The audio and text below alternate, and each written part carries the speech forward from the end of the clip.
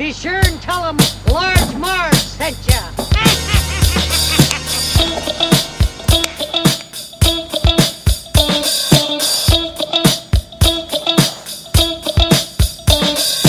In the 90s, we were just teeny tykes. We liked our movies and our bikes. We wanted to be DJs, but we were just teeny gals. So we went off to college and we remained best pals. 20 years later, we're still watching flicks and we're bringing you the favorite bit by bit. Sweety and Sweety are here to say it's the Large Marge Santa's podcast. Hey. Hey guys, welcome to the Large Marge Santa's podcast, your favorite podcast where two Sweety sisters talk about their favorite flicks from childhood. I'm Sweety with a Y. And I'm Sweety with an I-E. And I thought, since we did the Care Bears last time, we should do like the opposite of that and do like a movie about like murder and like death and shit. So, my pick this week is Se7en or Se7en. Because the title is like an S and an E with a 7 in the middle, which is supposed to represent the V, but it's not a V. Sideways V. It's a 7. So I was hoping you'd introduce this movie like this because, as I was thinking about, what we did last week, and a lot of our other ones, feel good flicks. I'd guess I'd determine those, but occasionally we do a dark number, and you know who picks those? Sweety here. Okay, I may pick them, but you always enjoy like Silence of the Lambs. Oh, obviously, I enjoy them. One of our favorites. Yeah. And then like spooky ones, obviously, are my favorite. But this one, I mean, are there movies out there that are gorier and more violent and more fucked up? Yes, but this movie has like a certain je ne sais quoi. It's just very like I found the tone of this movie and aesthetics? Like the aesthetics are very ucky, and like it's a good ucky because it's I don't know, it's just really well done and really embodies that like gross kind of like seedy world that they created. And it encompasses all these things that I have interest in, including murder, old school detectives, Morganza Freeman, the list goes on. It's weird religious iconography. Like I love that shit. I eat that shit up with a spoon. Yeah, like, that's love a that. crazy list of things. What was I going to say? So do you feel that way? So everyone, this movie is directed by David Fincher. Fincher in French. Je ne sais quoi. David Fincher. What do you feel about David Fincher movies in general? Do you like most of his movies? Or this one just stands out It's for you? interesting because Sweetie was reading them out before we started or when the credits were rolling or something. She just kept bringing them like, all going through his filmography and being like, oh, this movie, that movie, this movie. His oeuvre, Sweetie's favorite word. And it's funny because sometimes you're just like, wow, oh yeah, I guess he did direct that. He has such a strange... I think his style has gotten obviously more defined in recent years, but his earlier stuff is kind of... It like varies, I would say. So his big ones are Fight Club, obviously, which was like during this time period and this whole like Brad Pitt, infatuation, I would say. Don't really love that movie. It's that. Who loves that movie? Men. Right. Men I hate movie. saying that. Yes, that's very sexist, but like, it's like find a guy on the train reading a book. What book is he reading, Sweetie? Confederacy of Dunces. Or Infinite Jest. Or Game of Thrones. There's like 3 books that like guys read. And I know there's guys out there who do read good literature and good books, whatever. We're not talking about you. We're talking about the typical guy here. They're not book readers. They like violence. They like fighting movies. They like macho badass guys who are not gay. And that is where Fight Club comes in. Right. So that's what that movie says to me. So that's his big one. And then obviously in recent years, The Social Network was probably his biggest, like, critically acclaimed movie, I would say. And he was involved with House of Cards, at least the first season, quite heavily. Right. And I like The Social... I really have not seen very many David Fincher movies. And I really haven't seen... Like, I haven't seen Fight Club. Flight Club? I haven't seen Fight Club. What if it was Flight Club and it was just guys who are like, I've seen like most of them, at least the one that I wrote down on my list. So what I liked about The Social Network though was that obviously he's used to doing like dark things, but it was sort of like the dark side of like popularity and like all that stuff. So he like really took his like style, but like did it with a story that was like not as dark and creepy as he usually does, which was really cool. And then kind of same thing with House of Cards, right? Because it was like the dark side of politics. Okay, here's one of my favorites of his. Ready? Okay, only one. Wow. I haven't seen Zodiac either. And the only reason I haven't seen Zodiac, which I feel like is going to be similar to this, but the Zodiac thing bugs me, and you said this, is because they still don't know who fucking did it. So you don't have any closure. Yeah, it's not like this where they just like made up a completely crazy serial killer that they could catch and find the outcome of. Zodiac is obviously based on a real thing. They make hints at suspects that are real. Excuse me, I just burst the microphone in case you heard that. They use people or suspects that were like real, that were like supposedly a suspect or whatever. But it's not as clean as this. It's confusing. There's like too many hot guys in it, and you're like, which one is this? That's like a problem. Jake Gyllenhaal, Mark Ruffalo, and Robert Downey Jr. are like the big. Oh, cool. I still do want to see it. And they've all been in Marvel movies. It's like something again. Like I just like can't find the time. Oh, I want to watch like a depressing, scary movie, which it doesn't always come up. Scary, yes, but some of this dark kind of one. It's a good rainy day kind of like dark. So here's some other ones, right? Gone Girl. Didn't see that. Oh yeah. Yeah. Oh really? So Gone Girl. It's pretty again, good. Dark, whatever. Curious Case of Benjamin Button or Curious Incident or whatever. I never saw that either. Yeah. Oh, I did. It was horrible. I mean, it wasn't horrible. It was just like, I don't know. It was just interesting story, but like just didn't work for me. So he's very against type. Yeah, he was involved in Mindhunter, so the show about the FBI and the serial killers. And the movie, not the movie. The show. Okay. So very good. Girl with Dragon Tattoo. Oh yeah. American version. We liked that. Yeah. That was pretty good, Sweet. right? Yep. Okay, here's my favorite though. The Game. The Game. Who has seen The Game? The Me. Game is good, guys. It is really fucking good. Definitely one of his much earlier ones. Michael Douglas, Sean Penn, real classic. I first heard of it on Bravo's 100 Scariest Movie Moments, and then I sought it out right away based on that just like little brief like couple minutes that they talk about it. Pretty great. You never really know what's happening until the end, or maybe you still don't. I don't know. It's so exciting. It's paced so well, and like the ending is great. Yeah. Much like this ending, like if you've seen it for the first time, you're like, whoa, that's a fucked up ending. But the real like catch with this one, I feel like, kind of like what you said, is that while this movie is a little slow for me, like it's a beautiful movie and everything, like you said, is done so right, but the whole movie is just like gross, not scary. So people were like, one of our fans today was like, I've always wanted to watch that movie, but I've been too scared. And I'm like, you know what? I think I was too, because you like read the premise of this movie, you see the previews, you may know the ending, right? Mm-hmm. And you're like, okay, that's going to be a fucking scary movie. I'm not going to watch that. And that's why it took me years to watch this. Really, guys, there's like no violence in this. A little bit at the end. I mean, it's a lot of blood. Again, a lot of gross things like imagery, which is almost like scarier than actual violence if you think about it, and about how like good of a filmmaker you must be to like scare the shit out of somebody with like really just using those techniques, Yeah, and a lot of the scariest parts are not even shown like blatantly. It's just alluded to, or you see it via like a photograph as opposed to like it being shoved in your face. That was my favorite part, because like the gratuitous violence. I feel like we watched something recently that was like that too, and I appreciate that so much for someone podcast or just together. No, another movie or something that we saw where they showed almost all of the violence. Like, was it Care Bears? It was the Care Bears, wasn't it? No. Oh, you know what it was? It was Us. It was Jordan Peele's Us. I mean, and they showed like almost no like real violence. Oh, I thought you were saying on he would do like sounds or something or some imagery after, but like never actual like gore kind of stuff, which I really appreciate, because for me, why I never really got into horror, because I was terrified of the gore aspect.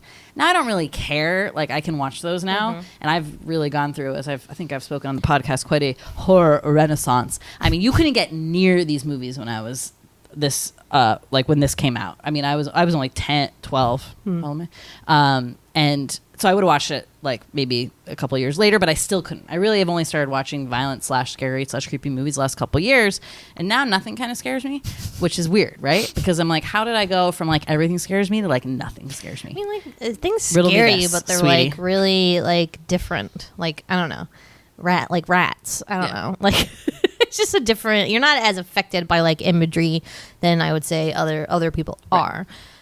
So this movie I saw for the first time, and I was at my friend Maya's house, and our friend Dominique brought it over. We were in like 6th or 7th grade. Good one. She brought this over. Was like, you guys have to watch this. It's so crazy. Like it's so fucked up. So we watch it, and I am immediately hooked. At this point, obviously, I hope I've seen Silence of the Lambs and been like acquainted with it. But this movie was probably the first to really spark my fascination with like crime and true crime and like detectives working on murder cases. Just something about it like really spoke to me. And that second layer of there being this like larger like purpose or pattern to the killings. So like this whole religious kind of like overtone of the movie was very interesting to me. I love the like research in the library shit. I love that shit so much. So this just really spoke to me, and I immediately became obsessed with it to the point where like better Da Vinci Code. Yeah, exactly. It's like I could watch this movie like every week if I had to. Like it's just, I find it so fascinating. Every time you watch it, you realize like how precise everything is and how everything is done with such like an importance and like a meaning. Like there's a meaning behind like literally everything in this movie if you watch it enough. So it's, yeah, I really enjoy it. And we forgot to mention this about David Fincher, but if you look at his IMDb, like early credits, like all of his early stuff was he shot music videos for like Madonna, Michael Jackson, like all the big names for like years and years and years. He just did music videos. So I wonder if like that kind of skill of, music video, you only have 30 minutes or something, and how like purposeful you have to make every shot and like maybe include symbols and all that stuff. I wonder if that really helped him in like, his further career into movies and stuff. And now, so the most recent thing was Mindhunter, as we said. I don't know what his like next project is. He's not one of those like directors like that it's like gross now, right? That's like, gross. Sexual abuse like allegations. I can't even keep track. I know. It's like, how fucking sad is that? I don't think so, but I mean, obviously, it ain't over until because I looked up. Okay, so let's go back. Who's in this movie? Brad Pitt. Good old Brad Pitt. So this was the Brad Pitt fucking renaissance. Woo! I'll do my 10-minute rant on Brad Pitt after we do the synopsis. Because let me get my I got a lot to popcorn. say about that. As you already said, Morgan Freeman, what could be better than that? Is that guy the best or what? Yeah, I think this movie also started my like fascination / love affair with Morgan Freeman. Yeah. I'm pretty sure. But oh my God.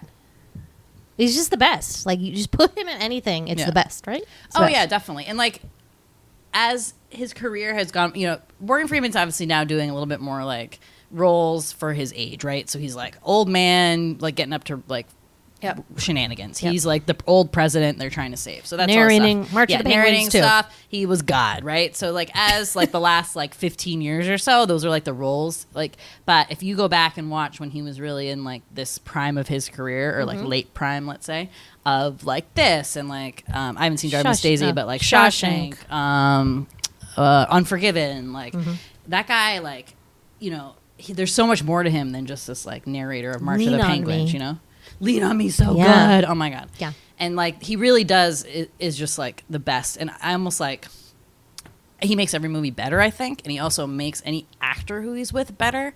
And this is a small little snippet of my Brad Pitt rant.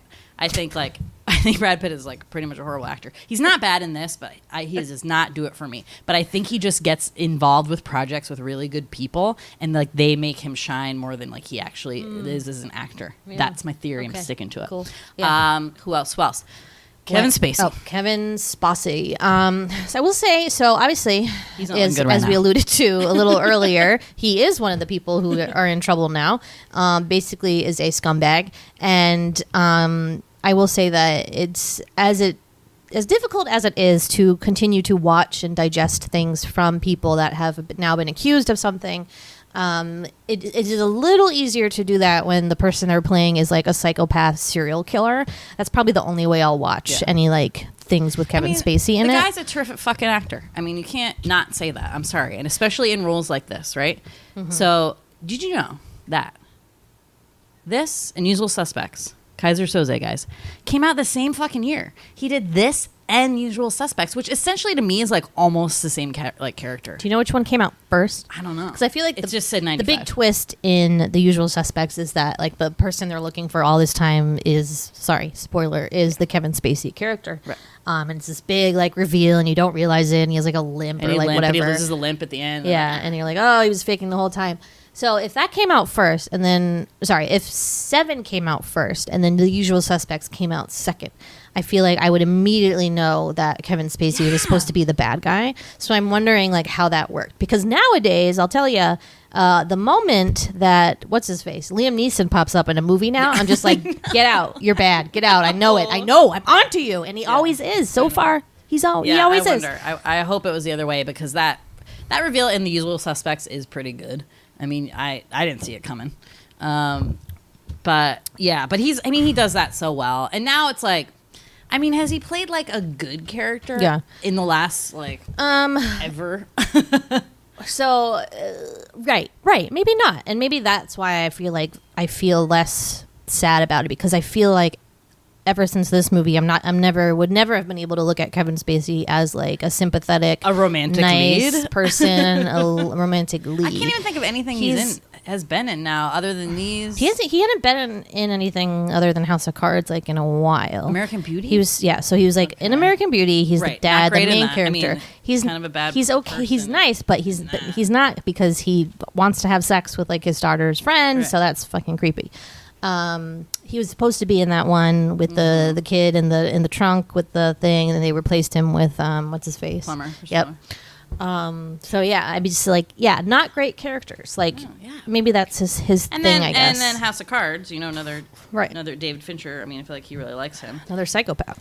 He likes him. He likes Brad. He's got his people. Everyone's got their people. But Gwyneth Paltrow.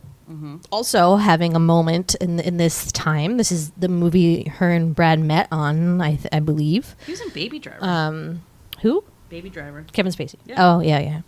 But he was also in L.A. Confidential. Interesting. Yeah. Wait, but I'm trying to think. You read that book? No, I saw the movie. I watched it on a plane. Oh, yeah, that was it. You watched it on Late Ireland. Category. Okay. But Gwyneth Paltrow. Right. Okay. What do you feel about Gwyneth? So, okay. I'm of a couple minds here. My gut instinct is to hate her. And I know that's sad because it's like, oh, I just hate her because she's so beautiful and like perfect. She has fucking goop. I just hate her because of the goop thing. She should have done goop. The goop thing, sure.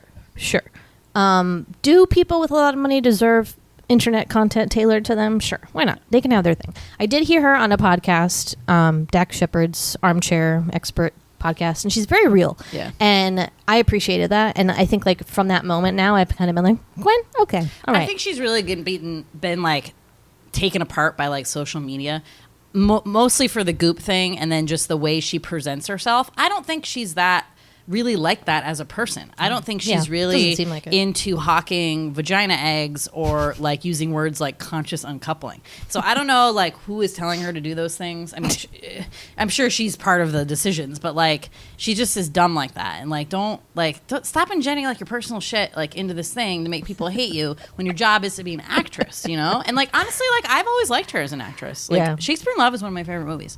And she got like a lot of shit for winning that award, but like I thought that was a beautiful performance, and I love that movie, and I will stand by it. But yeah, I don't mind her. I mean, she's just like she's not like a huge part of this movie. Like Brad Pitt said, he was like the only form of light in this movie is like Gwyneth Paltrow's character, because really it is. Right. She's the only one who wears like light clothing. She has blonde hair. She's the only woman. Almost, only woman we see, except a couple other than like a drug CSI. addict and a prostitute. Oh yeah. That's true. And this was the movie her and Brad met on and began their relationship. She talked about that a little bit on the podcast. Well, it said in the trivia that they were dating, and actually he got hitched to this, and they really wanted her, and he like made her do it. Yeah, not made her, but was like, you should do it. I think he forced her. Yeah. So that's mostly it for the peeps. A lot of like, hey, that guy, this guy. But those are the main. What else? You said the music, same guy from... Yep. So if you notice the music, so interesting, Trent Reznor does do this one song in the beginning, which is like pretty fucking creepy per Trent Reznor shit. And again, he's like pretty attached to David Fincher, right? But the score is actually the same guy who did Silence of the Lambs, so you can see a lot of similarities with that. And really, this movie is like quite adjacent to Silence of the Lambs. I'll say I prefer Silence of the Lambs a little bit better. Yeah. And I think it did get much more like critical acclaim. But when was Silence of the Lambs? Before or after this? Before. Yeah. 91. But very similar feel, very same like level of violence, mostly creepy, crime procedural, trying to hunt down. Following the clues. Right. Yeah. Very, very great. It's right up my alley. To the point, after we finished this movie, it said "Watch next" in the lower right-hand corner. It was like Silence of the Lambs. Lambs. It was like up next, like it was gonna, it's gonna play immediately after. Like it's not gonna play after. I don't what know is if I this? could do two movies, this and Silence. That'd be a back. dark day. But if you like Silence of the Lambs, you should listen to our podcast on it because it is awesome. I think So it's good. It's one of our best ones. Yeah. I do love that one. We love that movie. Sound real smart. Real smart. Wicked real smart. Anyways, okay. Anything else you need to talk about before we get into this and you talk about Brad? Okay. Nope. Great. Cool. Okay. Start it up. It's time for the Sweety synopsis. Yeah, sweeties. He's a nutbag. Just because a fucker has a library card doesn't make him Yoda. There's some pretty funny lines in this. There are. Said by Brad Pitt. Again, do not think he's a good actor, but he's like pretty good in this. Well, he's doing a very purposeful character here, which we'll talk about. Okay. Detective William Somerset is about 7 days away from his retirement. He works in unknown city of unknown origin, but I can only assume Gotham it's City. Well, I can only assume it's hell. It's constantly raining. It's only raining. It seems to be a terrible place where there's like crime all over the street. Can't even drive down the street in a taxi cab without seeing like 5 different people in body bags. Weird, very drab, scary. So he's kind of like taken on this his replacement essentially, who is Detective David Mills, who is transferred from somewhere, and is going to be kind of like taking things over. So he kind of like tells him like, okay, well, I'm like running this case basically, and Detective Mills is immediately like, no, like, don't you know who I am? I've like done all this stuff. I deserve to like take the lead on stuff, and it's all right away a very like weird dynamic, right? So basically, they get to this case. It is very unusual. Why is that, sweetie? Well, they happen upon, I forgot like why they got called there. Did someone just find the guy? Yeah. Most of these were all like that. Like yeah, they just found him. Yeah. Okay, so some like guy is in this apartment dead, so that they get called up, as the homicide. Well, I guess they're like detectives, right? They don't know if it's a homicide yet, so they just see a guy like literally face down in a bowl of spaghetti, and the guy who like is walking them to the crime scene is like, the guy's like choked on spaghetti. I don't know. He just keeps saying that. Remember, he's like choked on spaghetti. He's like, this man was eating spaghetti. I don't know. So they find, and he's like. Like naked, like has an undershirt on and like boxers, and then the whole place is like pretty disgusting. There's like food everywhere. There's a vomit bucket under the table, and then they look a little further and they find that he's been bound, both his ankles and his wrists. So yes, it's a homicide. They find some bruises on the back of his head, so they're like, okay, I think he was like forced into this position. So, but like still a little weird. Like, what the fuck is this? So the chief of police is like, oh, it's probably some guy like hates fatties and wanted to torture this guy, But Morgan Freeman, aka Detective Somerset, is like, I don't think so, because like, yeah, I don't think so. What? Well, he says all the things. He's like, no motive? Like someone tied him up. They find receipts that prove that whoever did this left in the middle of this person being bound and force-fed all this food to go make another trip to the grocery store. Something is up here folks. So they process the body. They find more interesting things, like the fact that he was basically forced to eat until he burst internally, essentially. They do... they find like a mark on the back of his head. They think like maybe somebody was holding a gun to his head.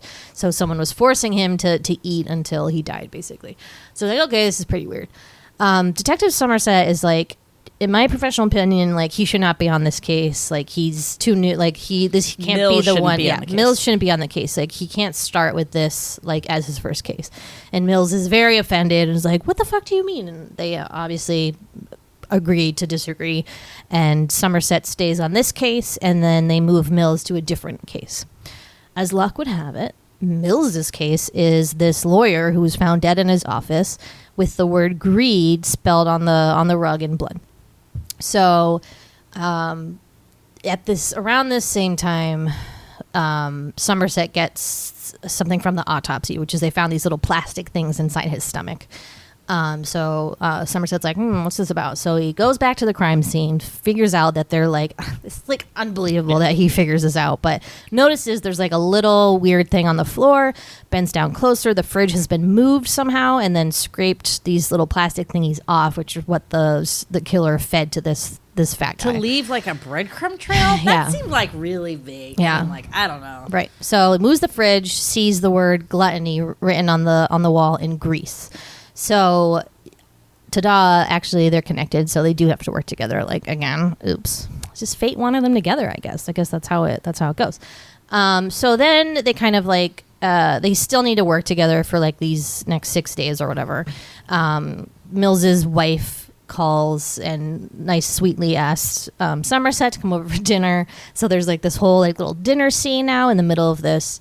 Where they get to know each other, and I think things start turning around because for some reason Morgan Freeman finds it like very hysterical that they are living in an apartment that the subway like drives through and shakes their apartment every hour or whatever. Yeah, he was laughing like way too hard. I'm like, is Well, this it's not like, that what funny is the anybody joke? else? I think it's just to show that like what a shitty situation. Yeah. You moved to this shitty city and you're in this shitty apartment with this shitty thing, and you didn't notice. You weren't suspicious. Like some detective, you are not to be suspicious about this real estate agent only showing you the apartment every 5 minutes or whatever. Yeah, but So- like that's how long you look at apartments, though. I mean, I hate to break it to them. Yeah. You're like in and out. You're not like spending That's more true. than 10 Yeah, like minutes why do in you keep there. popping in? I don't know. So then dinner's over, and then they start looking over the clues again. They start pouring over all this stuff. There's got to be a connection. So they notice that the lawyer's wife has her picture was on the desk, and the killer had drawn little circles around her eyes in blood. So they were like, oh, that means she saw something, which is like also they're like, okay, Yeah. some of this stuff is not far-reaching, but like Kinda. vague enough that like that's a risky move to like leave clues. So to depend, like you have to depend on the fact that these detectives are gonna figure it out, and like maybe that was the whole idea that like if they didn't, they weren't like worthy to like see this for themselves or something. I don't know. I just feel like a lot could have gone wrong there. So they go to the wife. They're like, look through these murder photos of your dead husband. We stick a Post-it note over the body, so like it's totally fine. And she's like, I can't do this, and it's like really awful. You're like, oh god. And then she looks at the only like non-disgusting picture, and it's a picture in the office. And she's like, wait a minute, this picture is upside down. So they rush back to the office, take the picture down. They can't find anything. Somerset starts dusting the walls and notices that someone has written just with their like oil from their finger on the wall, help me. Yeah. So they process it. The prints are not the lawyer's prints, and they're just an unknown person. So they run it through the system, and they try to get a hit. Yeah. Do they get a hit? Yeah. They get a hit. They do, and in like true like dumb cop form, they're like, okay, then that's definitely the guy. Well, they didn't. To be fair, the detectives didn't really believe they that. were skeptical, Yeah. but like the whole team, to the point of, so of course the guy whose prints are is a known felon. He was a client of that lawyer. He was like a drug dealer / pedophile, and no one's like seen him for a while. What? Yep. Yeah. Like for, what do they say, like a year or 6 months or something? So no one had seen him for a while. So of course they're like, it's got to be that guy. Of course it's not that guy. It's not that guy. So they like show up at his apartment, and it's actually a great scene. And I was like, what is happening in there? So they like go into the apartment, SWAT breaks in, and they're like, this room's clear. You know, they go in the room, clear. Meanwhile, there's like fucking a billion little Christmas tree air fresheners hanging from the ceiling. And in my naive mind, okay, remind you, like everyone, I've seen this movie once, okay? I've probably made it, if that. Yeah. I maybe not even seen it all the way through. And I was like, oh, like, what are these like crazy art installations this man has in his apartment? Like, well, that's the beauty of it, is that like it did look really cool. It did look, yeah, like there's a certain thing about it that you're just like, what is that? And then when you figure it out, you're like, oh, holy shit! Like they're walking into something bad. Yeah. So they find the guy in the bed, and then the stupid fucking SWAT guys are like, "Get up, shithead! Get up!" Like everyone hates him because he's a pedophile. He's obviously dead. Yeah. So he gets up, and the guy is like a wax figure, shriveled body, like disgusting. Chained to the bed.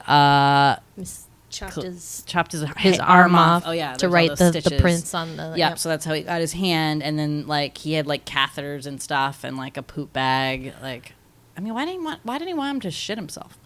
Because he wanted to clean up, I guess. Yeah. Anyway, so obviously it's not that guy, and that the killer had just used his hand or whatever. So then like one of the guys gets really close to him and is like, "You deserve this, buddy," because again, like they all hate him, his guts, because he's like a pedophile drug dealer.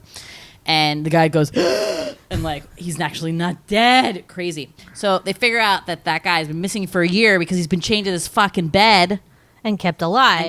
Because he represents Sloth, which is written on the wall, like above him on his bed. But did he like feed him just like enough to keep him alive? Like the bare minimum. He like injected him with antibiotics so his bed sores wouldn't like get infected. So like his idea there was to like keep this guy alive and immobile in bed as he is so lazy and all that, right? So it's like the epitome of like Sloth, like not moving. Was that guy lazy though? Well, I mean, I think in some way, I think he was like, because he was a drug dealer, like he was a low life, like didn't do anything kind of thing. So the way that he like interprets the different sins are, you know, varied in some ways sometimes. But yeah, that scene fucking nuts. He like looks into the flashlight and it's literally a skeleton corpse has come alive. Like it's one of the scariest things I've really ever seen. Yeah, I can't imagine watching that in the theater. Oh my God, yeah, I died a little bit. And I die every time I watch that. But does he like make it? What does the doctor say? I don't think so. The doctor says he's barely alive. His brain is mush. Like he chewed off his tongue. Like if you shine a flashlight in his eye, he'll die of a heart attack right away. Okay. So like really, I mean, is it worth keeping that guy alive? Probably not. What's the quality of life there? So that is that one. So that is Sloth. So now they're like, okay, so now, I mean, Somerset by this point has figured out that these are all the 7 deadly sins, and that this killer is purposely setting up these murders to kind of represent each sin.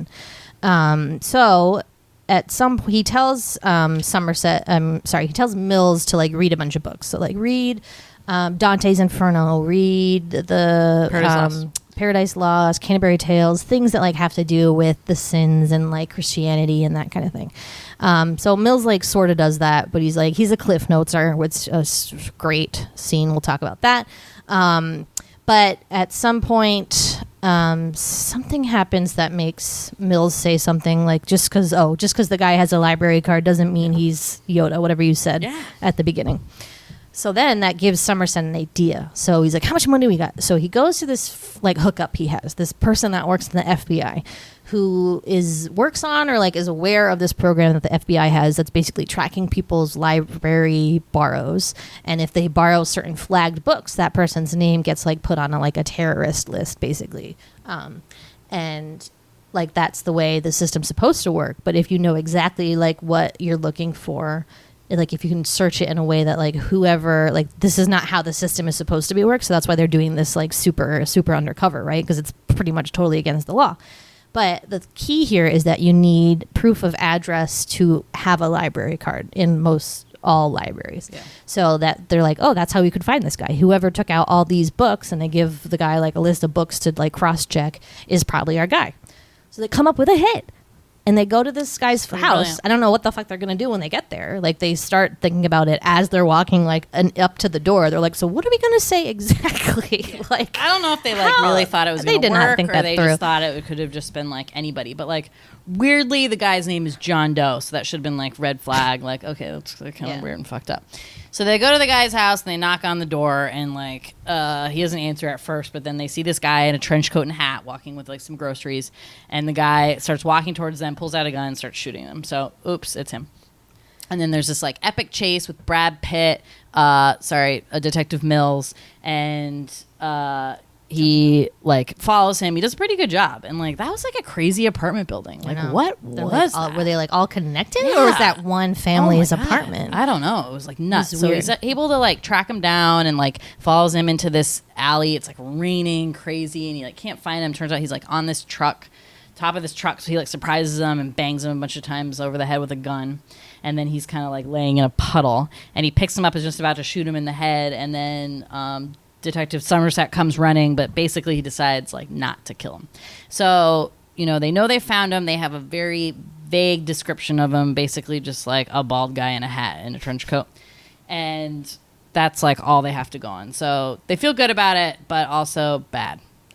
Well, and now they can't go in his apartment technically because they don't have a warrant. And you would think, oh, but we have probable cause, but that's not really the case because you really didn't. You tracked him there through illegal means, and then we're going to do who knows what to like get him. So it's just by chance that this happened. So they wouldn't have been able to like have that hold up in court, basically. But Mills, hot-headed as he is, doesn't care and kicks down the door anyways. So now they have to like find a pretend witness. So they like pay this drug dealer who's like, yeah, I saw a weird Addict. guy. What? Drug addict. Drug addict, sorry. This drug addict who's like, yeah, I saw a weird guy who's like looking like super weird, right around. He like every time the murders happen, he would like leave or something stupid. So that is enough apparently to like write the cops just to be like, okay, like check this, just checks out. It's fine, all good.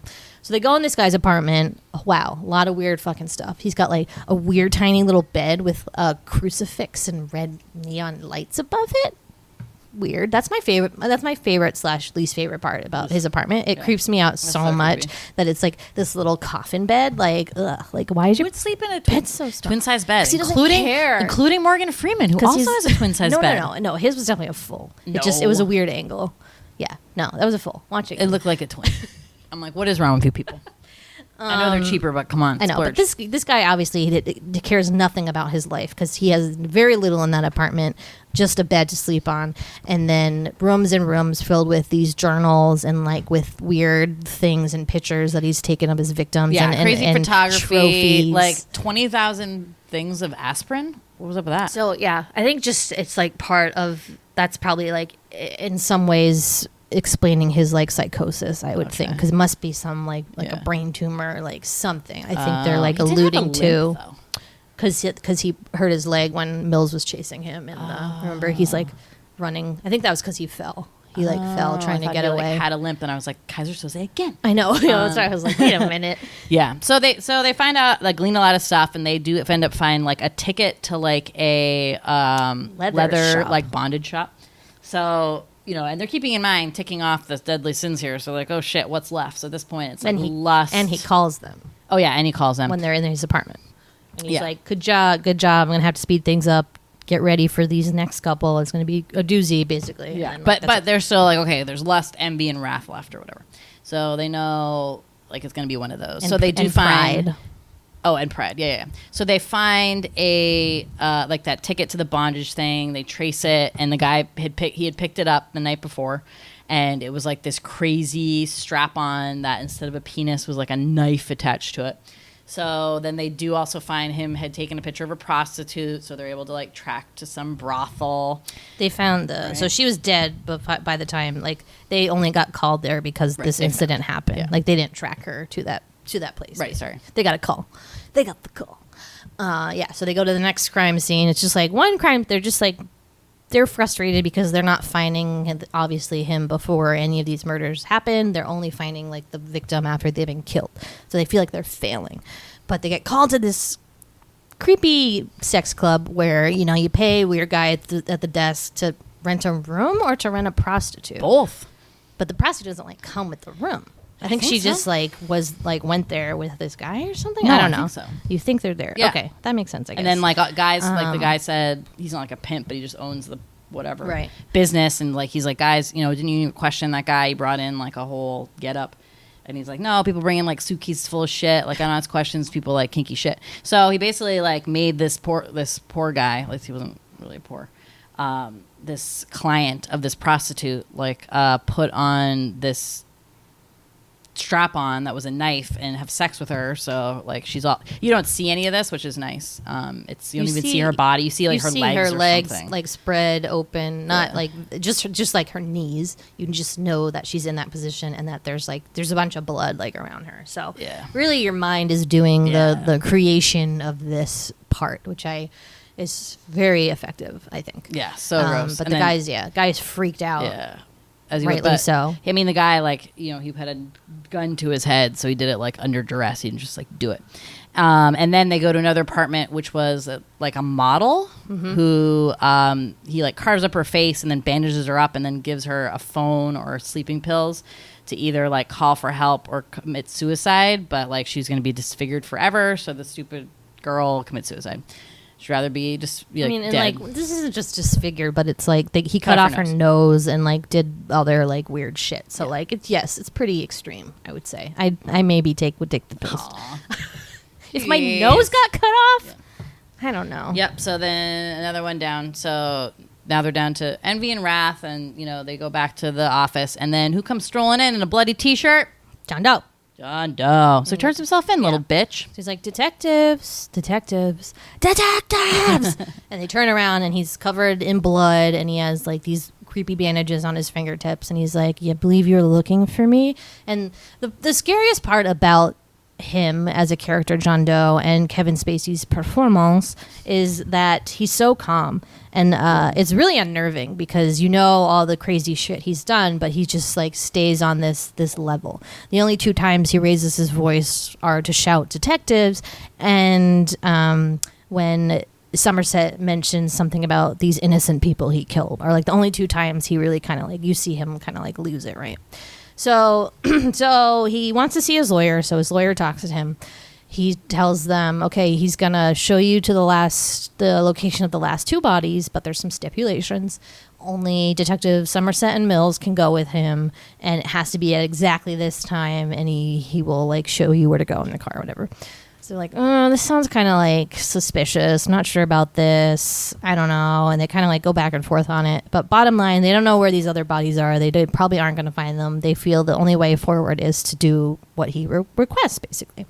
So they get all mic'd up. They put on their vests. They put on, like, there's a scene of them, like, strapping on all their gear. They have, like, their mic under their shirt. They have a bulletproof vest. They have their little gun belt thing above that. And, like, by the time they're done, Morgan Freeman looks like a little kid in his snowsuit, like, going out to play in the snow. He's like, why am I so puffy? It's good. So they get in the car, and now they have a nice little conversation with John Doe, with him behind the screen. And they just kind of like shoot the shit. They're like, yo, what's up with this? Like, why are you killing these people? Mills has not as of yet registered anything Somerset's been telling him to do. Like, don't call him crazy. Don't like do this. Don't do this, because he's not, I don't know. Like everything Somerset tried to teach him basically is just out of his head.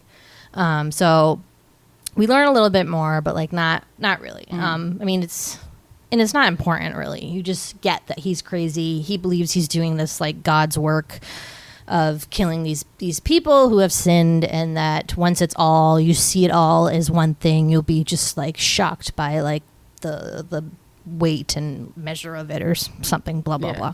So they're like, what is he talking about? Like, who are these, like, last people he's killed? So they make it. And where do they end up?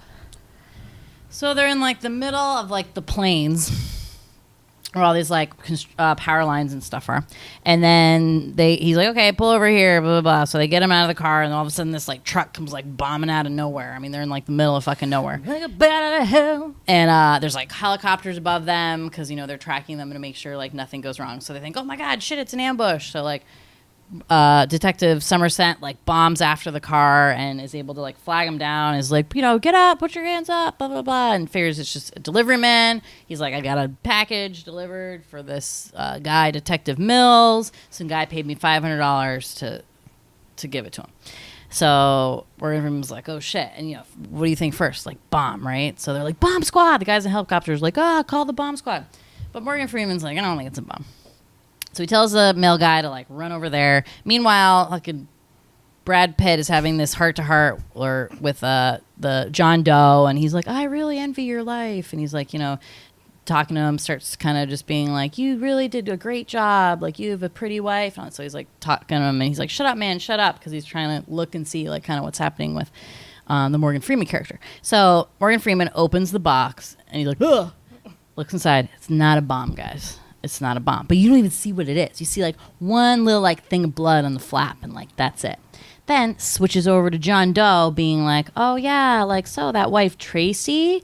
And then he tells fucking Brad Pitt that he went to his house and tried to like play husband with Tracy and like couldn't do it, and then basically killed her and put her head in cut off her head. I think he just says cut off her head, right? I cut off her pretty head. Yeah. Like, again, super calm. And, of course, he's like, doesn't believe him. He's like, okay, he's just trying to, like, rile me up, right?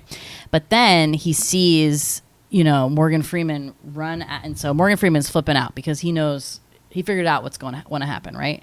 Who are the two bodies? So the two bodies are really Brad Pitt and Tracy. No. So, he's the body? Okay. So it's not that, the last part isn't that, like, there's seven sins, 7 bodies, right? It's 7 like acts of whatever that word that Morgan Freeman said, where you like are repenting but not because you're being like forced into it or whatever. In this case, he's forcing Brad Pitt to like to live out the wrath sin, and then John Doe is envy because he envies Brad Pitt's wife. Got it. So that is his plan, essentially, to like, he's envy, and now he's going to make Detective Mills shoot him and become wrath. So he starts like telling him all these things that she said before she died and like what she begged. And unfortunately, he lets loose the big secret that she was pregnant, which nobody knew except, Tracy's best friend, Morgan Freeman, Detective Somerset, who's the only person she knows in this awful place. So she had confided in him. So he knows that that's the one thing that like is definitely going to set him off, because he didn't know that she was pregnant. And the like nail in the coffin is John Doe being like, oh, he didn't know. And then Morgan, Detective Somerset's like, oh, it's done. Like, can't do anything about this now. And Mills just shoots him right in the head and then shoots him a couple more times for good measure. So that's it, really. And then Scarred for life, arrested, probably whatever happens to people cops that do that. He did not go to jail. No, but his life is ruined anyways. Well, his life was ruined anyway. Maybe that's what he was looking at. His wife was like viciously murdered. Right. So, but I think that like the better way to stick it to John Doe is to not kill him, to be like, your perfect piece is over, right? That would have been. He wasn't strong enough, and the thing was like Morgan no. Freeman like would have been strong enough, Luckily, Morgan Freeman would never be put in that position because, as he said, like he actually did have the chance to get married, and at one point the woman he was with had was pregnant, and he basically convinced her to have an abortion. Mm-hmm. So he didn't really set himself up for that. I don't know if he did it just knowing. He did it because he knew the world was bad and like didn't want really. He did it kind of like, I don't want to bring anyone else into this like shitty world. Right. But really, it did save him from having any sort of like liabilities. Attachment, right? Yeah, because when you're a cop, like your loved ones can be in danger if like someone comes after you in this case. But what I liked about this viewing of it, again, I've only seen this once, and like my first viewing was obviously like, okay, this is scary and this is that. And this is about 7 deadly sins, and like this is about this insane guy, and blah, blah, blah. What I really saw in this movie today was the meaning of basically like how Brad Pitt came in as this like naive guy with like naive notions about the world, and really like he was turned around and like completely like convinced through this whole ordeal that like, yes, the world sucks, just like Morgan Freeman kept telling him, and like what he knew all the time. Doesn't mean you can't fight for it, as Morgan Freeman said, but it was just interesting how basically the naive guy got turned essentially and corrupted because it's such a horrible place. interesting. Very interesting. But yeah, and then Somerset retires as promised, and who knows what happens next. But that's the end of our story. So so that's it. It's 2 hours and 6 minutes long.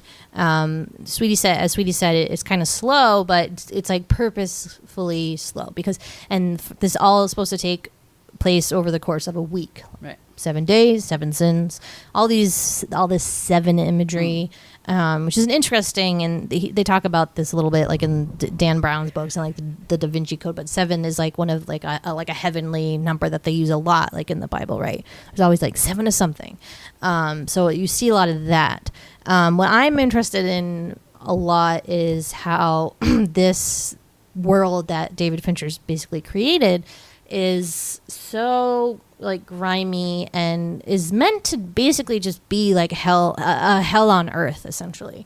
And one of the ways that he depicts that is that it's constantly downpouring every day. So it's 7 days or whatever. It's downpouring every day except when they leave this city and drive into the plains basically at the end, like the whatever, like the getting to the like the good part, the light at the end of the tunnel, that like the whatever that John Doe's first note, the line it was from was like something, the road is long and hard to blah blah blah on the path to light or something. So like that's very cool. When you start paying attention to stuff like that, it's very cool, and it's just fun to go back and like watch and be like, oh, that's why this happened and this happened. Yeah, definitely a movie worth rewatching a couple times because there's a lot of layers. For sure.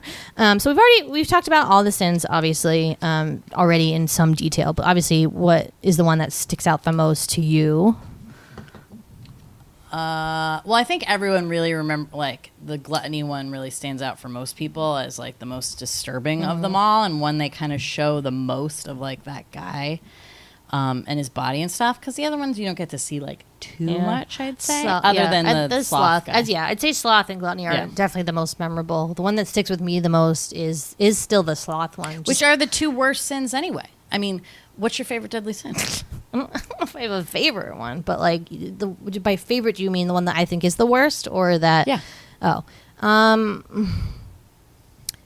mean, I don't think like being gluttonous isn't like. I don't think that. I mean, that's just like you like to eat a lot. I mean, just like visually, that's the one that like you can like. I mean, the other ones are more like actions. You know, and like feelings. They're not ones that like show anything. To be honest, the 7 deadly sins are all bullshit anyways. As Morgan Freeman says kind of at the beginning, is that they were like basically meant as a way to like give sermons to people and be like, these are things you shouldn't do, and now I'm going to talk about them, and like all these evil things. Right. Is lust evil? No.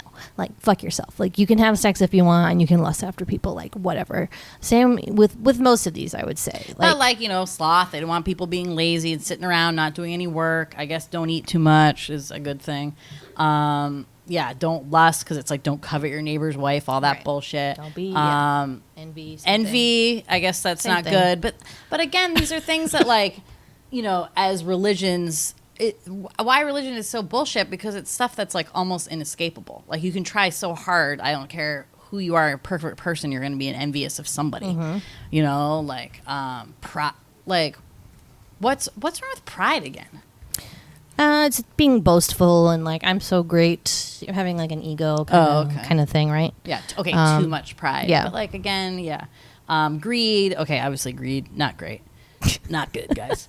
But yeah, I mean, religion is scary, right? I mean, especially in the times when all that stuff was written and how they were just trying to scare people. And like, people didn't live long anyway. So that's the thing. There was like, you know, obviously they were scaring people who didn't live long anyway, but like also you know, life sucked so bad, like for a good, you know, couple thousand years, that like there's this promise of this afterlife, and like you had to do so well during your short time here to be able to get there. So even though all this like shitty stuff was happening, you'd be like, oh, okay, like this is all gonna be worth it in the end.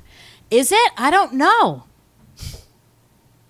Heaven. Oh, heaven. Well, does that exist? Are we going there? Like, what's the haps? Like, I don't know. It's all like, it's stupid. It's dumb. Religion is dumb. Sorry, no offense. Just exile all of our listeners. No. Anybody out there? So, a couple random favorite things I'd like to bring up is the Let's see. There is this great scene where Detective Somerset goes to the library after hours, and he's like friends with the security people and can like get in, and they know him. They like play classical music for him while he does his research, and they play poker or whatever. I like that scene. I like that it's this like dependence on the old library, like a Ghostbusters library where there's like not really any computers. It's a very simple time, right, where tables just had those like little iconic green lamps. And you like sat and did your research. When you got a book and then did research. I enjoy that, and I like him doing research. How helpful is that research to this case? I wonder. Like, were the hours spent like reading up on that stuff worth it, or like what? I don't know. But the best part about that is that the Mills's way to do research is to buy the Cliff's Notes version, which is so 90s. I can't even handle it. I remember the rack at Barnes and Noble. Right. There was a spinny rotating rack. You turned it around like a fucking like sunglasses rack or at the whatever. And you're like, oh, do they have Romeo and Juliet? I don't know. And then you'd find it and be like, yes, my answers are like, my prayers are answered. And you would use that to like help you, or just read that instead of the actual book in school or whatever. So who doesn't know what Cliff Notes are? Maybe some of you do not. Sweety will now tell you what Cliff Notes are. Here's my Cliff Notes story, guys.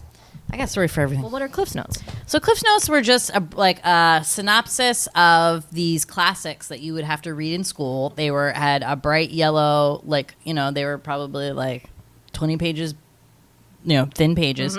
Bright yellow covers with like black and black on it, look like a stop, like a caution, do not cross tape. But like every like major work of literature that you could possibly study in school would have like a cliff note. So if like you don't want to read the whole book, you would get these, they'd have a synopsis, and then like they would have like essay questions in the back if you had to write a paper on it. They were really helpful. I got them a lot of times to read alongside. Yeah, me too. Because you can use them as a tool like that, because I remember I was very ambitious one time. I'm like, I'm going to read Ulysses. And then I started reading it. I'm like, what the fuck is this book? If you ever tried reading that book, it's insane. I mean, the guy is James Joyce, like stream of consciousness. It like barely makes any sense. You really need something like that, a Cliff Notes that'll tell you, okay, this is the synopsis that happened in this chapter, and these are like the cool things and the techniques they used, or like whatever. Anyway, cool stuff. Cautionary tale about Cliff Notes, guys. I was in 9th grade. I was in a senior. It was AP English. And we read Crime and Punishment by Fyodor Dostoevsky. Tough book, guys. That's a tough book for anybody. Russian lit, no joke.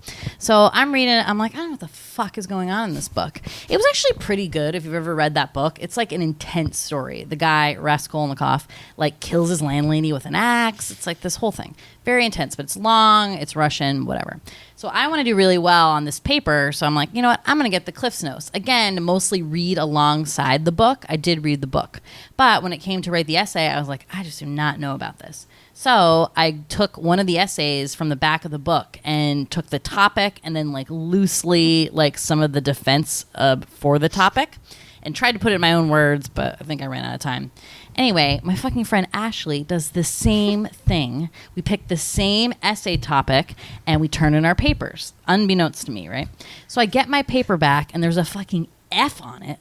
My teacher has me and Ashley stay after and is like, you guys copied each other or copy this. Like, they obviously figured it out. And this is before that new program they have where you can, like, scan people's essays and see if they've copied it from somewhere on the web. We didn't have internet, like, really searchable internet at all. This was the year 2000. And so, luckily, the teacher let us rewrite, and then she was going to average our 2 grades, so I ended up getting a C. So I got, like, an A, and then plus an F equals like a C. Sucked, guys, but cautionary tale: do not copy the essays from the back of the Cliff Notes. Don't do it. Why didn't anybody tell me? Use it as a supplement only. Exactly. Don't go supplement that far. Only. Whew, wow. Yeah. But it is a good scene, and like, so Brad Pitt goes, my favorite. He goes like, "Fuck Dante," and he's like throwing all this stuff. Because if you've ever read that stuff, it is like, I remember we read Paradise Lost. I want to say in like sophomore year or something of high school. Canterbury Tales 2, because you did like all European history, so I feel like it was like that was kind of like woven in, and it's like some hard stuff, man. It's not easy. It is, but as long as I feel like if you had a good teacher to kind of it's a good thing to be walk taught. you through it and like show it to you, and it helped that I think I had seen this before. I had to read that stuff in school, so I was like, ooh, we're gonna talk about like the sin. Yeah. So I was like always on the alert. But like spoiler, like they're not nothing. There's like 2 seconds in each of these works about this specific topic, so it's kind of it's not that, it doesn't pay off. Yeah, but it was. But it's a good scene. So then like he gets all frustrated in the car, and then this cop comes, and it's like raining, like Sweety said, like all the time, and he has this big bag, and it's just like full of the Cliff's Notes, and the cop's like so mad, and he's like, "Thanks, man." Yeah, good stuff. Cliff's Notes, yeah. There she is. And again, another water because I had a tickle in my throat. So do you, apparently. Yeah. You know what it is we're just talking too much. So our throats get really like scratchy and scratchy. Okay, yeah. So those scenes I loved. Obviously, like the sin scenes are all great. Did any other scenes stick out to you in terms of memorable or like scenes you really appreciated or liked?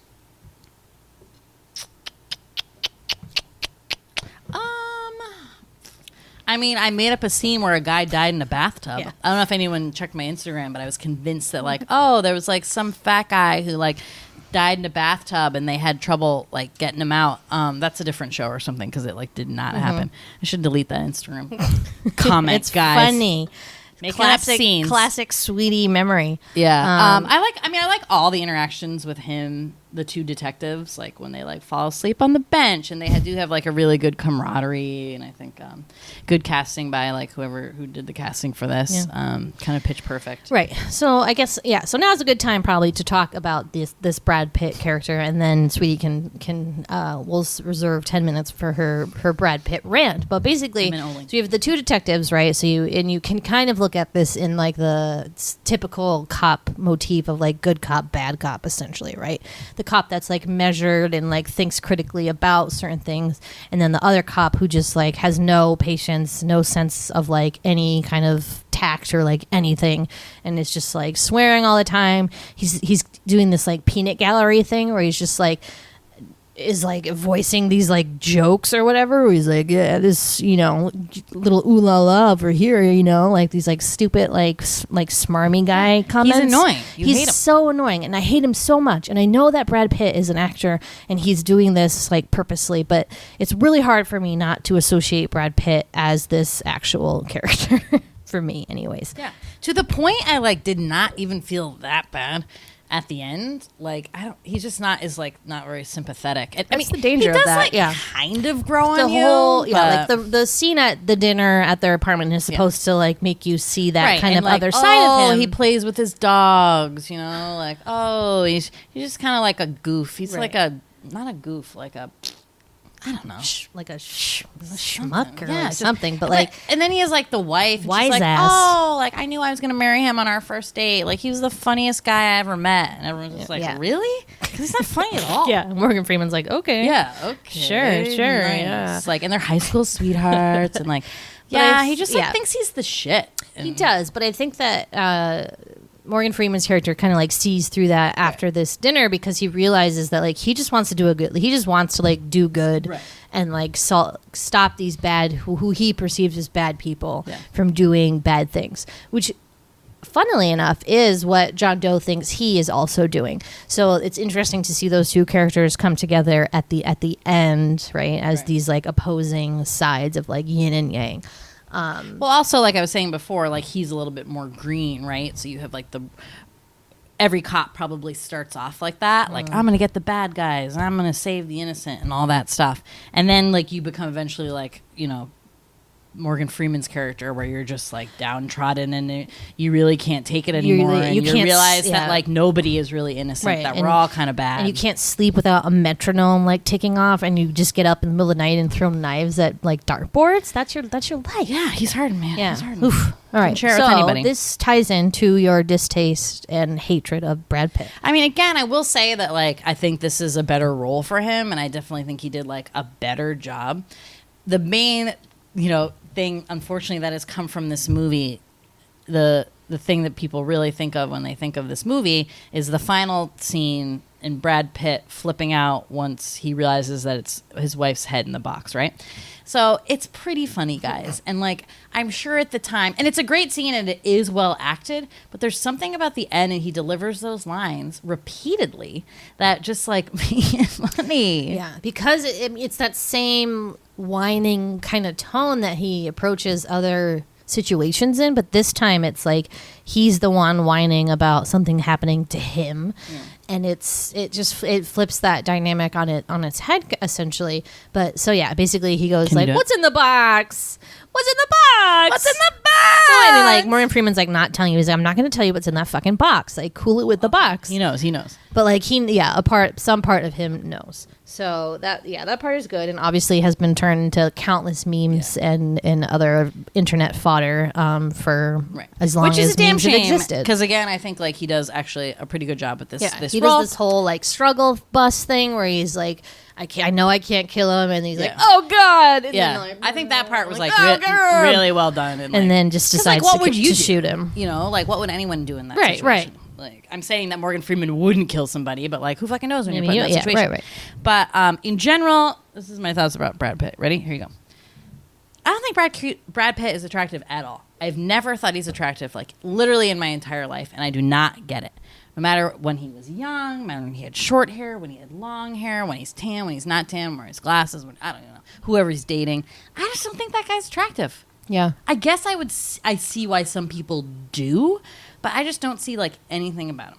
Yeah. I have never found him, much like Leonardo DiCaprio, to have like any real role that stands out for me as like anything that he's better almost than anyone else on the screen, you know? Like, it's what I said before. I think he does very good projects, and I think he surrounds himself with people who are good actors and better than him and that can elevate him. I do enjoy his performance in the Ocean's 11 series as Rusty, as I find that his acting style like works for that.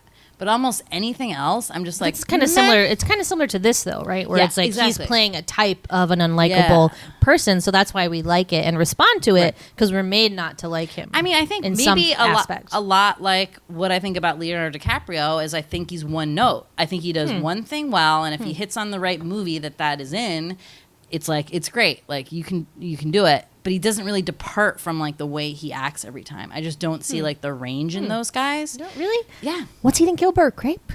Didn't do it. Okay, so maybe that, and then the one did he win the Oscar or no? He The did. Revenant. Yeah, so that was kind of the departure for him. Yeah. But I think he's great. I think Leo's great. I'm not attracted to him. I'm not saying that they're bad. Okay, I think they are good. Do I think they are great? No. Like again, like you put Morgan Freeman, like acting next to him and you're like, who is Brad Pitt? What is he doing here? Like he just pales in like compared to someone who I think is like really just like captures the moment and like captures everything about a character, and that you like really, not that I don't believe Brad Pitt, but I don't know. I think he's a decent guy. I think he's a good human being. You know, he's had some rough times recently. Brad, hope you figured out your pot addiction, or like what even happened with that? What happened with Angelina Jolie? I don't know. She left him, right? They're not married from anymore. What? Like, I think he was an alcoholic and like he was an crazy. alcoholic? Yeah, I think it was more than just a pot addiction. Well, I think hope there was they just figured like it out. I know he's in that big movie. bad Speaking things. of my two favorite actors, Leo and him are in that new Quentin Tarantino movie. I know. Do I go see it? Jeez. I think. I mean, I would like to. But what was I gonna say? I mean, what are your thoughts on him? What's your favorite Brad Pitt movie? Favorite Brad Pitt movie? Thelma and Louise. Is he the rapist in that? No. Yeah, no, he's the kid they pick up, like the hot guy hitchhike. It was like one of the movies that like catapulted him into like sexiest man of the century or whatever.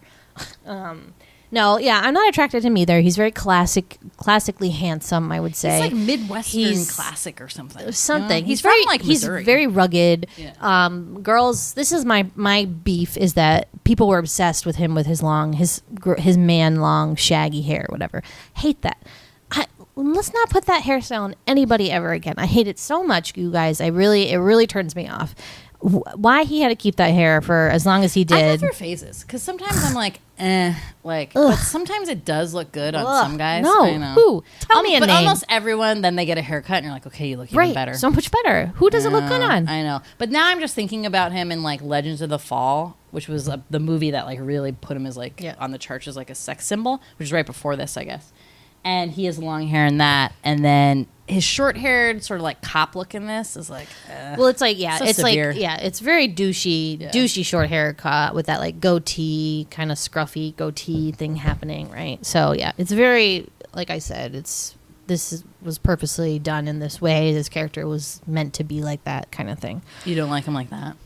No, his recent long hair is the most upsetting. I hate it so much. Have you ever seen 12 Monkeys? Yeah, he's good in that, and like he's very crazy in that, and like weird. He's even, I mean, he's good in Fight Club even, because he's doing something very weird. So I mean, I think he has range. Yeah. I think we're just like confusing our like negative feelings about their appearance or something. Maybe it's like mixed up in it, which I feel bad about because, you know, you're not supposed to do that. I mean, he produces a lot of stuff now. Right. Okay. Yeah. Now he's just been he's like always tapped to these very crazy movies. 12 Years a Slave, right, was like the biggest one. He produced The Big Short, Moneyball. He's been involved in all these kinds of 12 Years a Slave. He was involved in that. Yep.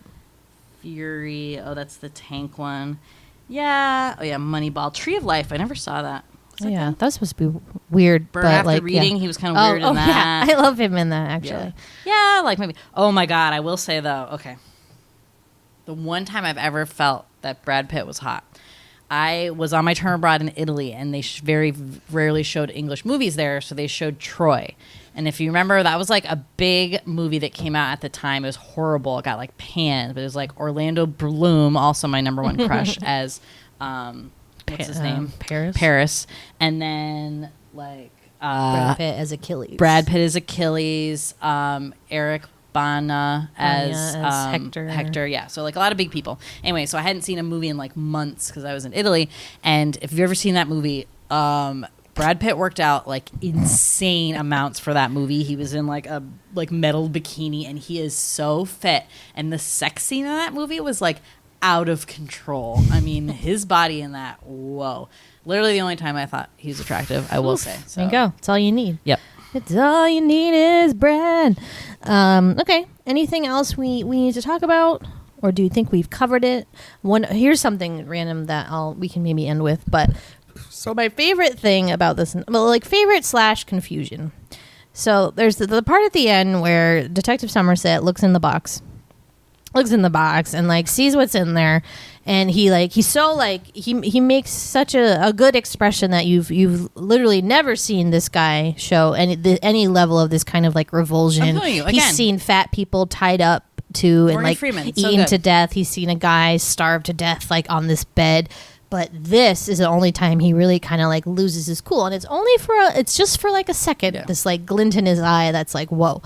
But he's so like distraught and upset by what he sees that he starts like speaking to some invisible devil, like stay away from here now, you don't have any place, John Doe's got the upper hand. And he's like all like crazy and like says all these weird things. The helicopters maybe, but like he says, so what I could tell he was saying was like, California, stay away from here, stay away, you hear?